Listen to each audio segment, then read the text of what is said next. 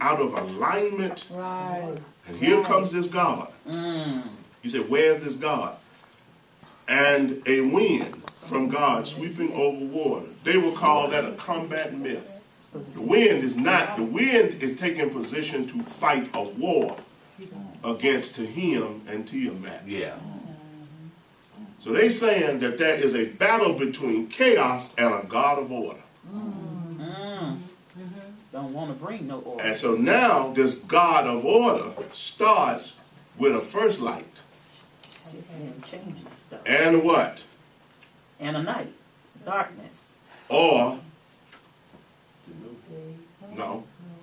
When you get to knowledge and you get to ignorance, ignorance is Darkness. Oh, Light. God came with a plan. oh. And I show you the spirit in that understanding. And In that understanding, God comes with a plan. Good God Almighty, shut the front door. And the spirit Oh, moves into position ooh, that's good right there. It really is. over the chaotic situation. Wow. Okay, so all And that it's stuff waiting. was there, just all bunched up Yeah. together. Yeah. Well, not when there was. And so then the spirit waits for God to speak. The command. And when God spoke, the chaos and the intelligent plan are put in their proper places. I, the Lord, create light and darkness, good and evil. I, the Lord, created it all, will and woe. God has a plan. And so God starts separating. That's why our lives are so out of alignment. Right. We don't have a clear plan of where we're going. We haven't identified the chaos in our lives from what then moves us into the plan of God. And the spirit then turns around. That's what he was telling them when he started turning around and say the light. You got to know what God has purpose for you, because stuff has happened in your life that has reshaped you to the point that you can't discern the chaos from the intelligent design or plan of God for your life. Therefore, you got to move back That's right. into relationship with God so God unveils to you what that plan is, and then you start walking it out. But you got to separate the stuff. Yes, ma'am. She's got time. So, Okay. Can I go with systematic theology just a minute? That chaos right there, would that be matter? yeah. Energy, physical? You can use matter, energy, physicality. For them, they are using it to recognize, because they've always understood God created.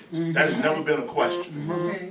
And one of the things that they're going to constantly tell you is that when God began to create, Okay. the world was in a chaotic mess. Yeah. Okay. God had already done all that. That was not a question. That has never been. So don't let folk go. So it was matter, it was energy, it was deep, it was darkness, it was stuff that was moving out of alignment. Now here comes God saying, there you go. Okay. So this is a God of order. That's why Paul picked it up. When Paul started talking about all this chaos is not God that's going on in the church. He said God is a God of order. So he didn't create out of nothing, he created out of a Right. non-being. We have to look at that Hebrew people do not believe in ex nihilo. That's a New Testament. And the New Testament writer was simply saying God didn't need any help or anything else to create. God created. It was on that. There you go. And then he set it in time. And God then began to set times in place, seasons. Because if you're looking at everything, everything starts moving in order. Right. And you start seeing water begin to separate from land, and then you start seeing grass, and you start seeing all the rest of this. And the last thing that God creates, according to this text, is human beings. Because it can survive without us. We can't survive without it. Okay.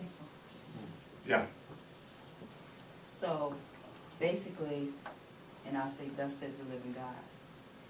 And so, he said that within the time frame that's about to come, we are in a season right now where we are going to see major prophets now dropped into the earth realm, along with false prophets. and along with people that are actually operating in prophetic gifts. And not to confuse what a prophetic gift is. A prophetic Versus gift.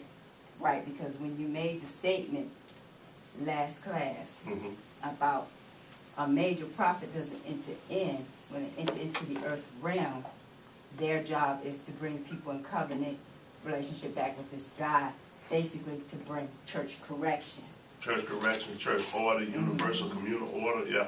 So what he said was, he said that the people should know that in these hours to come, that when he drops these major prophets into the earth realm, you're going to be faced with major prophets along with the false prophets. They're all going to be intertwined together. And so that to know the word of God is going to be more important. Not to confuse, when you said major prophet, he said the teacher was right about the major prophet.